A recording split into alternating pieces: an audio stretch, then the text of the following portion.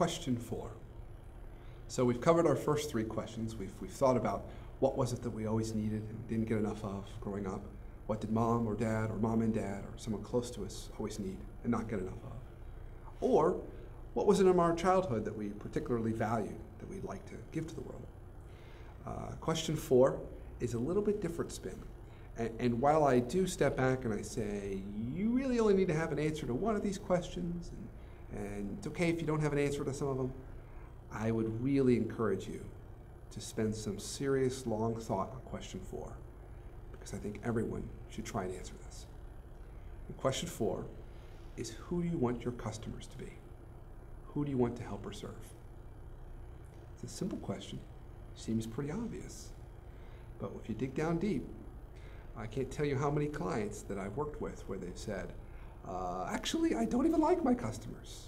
The people I serve aren't even the people I want to serve.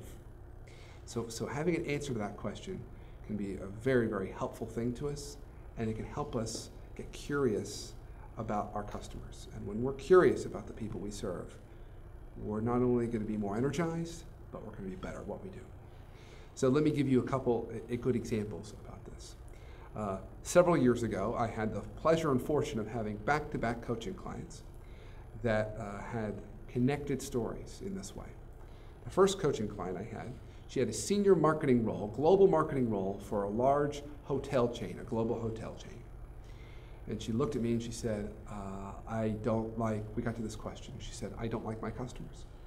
She said, I come from a small country in Latin America, and where most everyone is kind of a third world state and poor.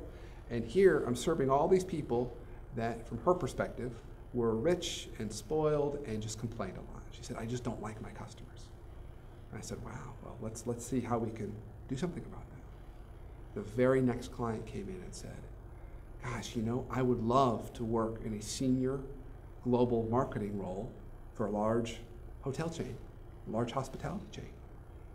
Because I would always think every day that my customers were my parents. And my parents always needed a break. And I'd always be thinking, gosh, I could be giving my parents a break every day I was serving these customers.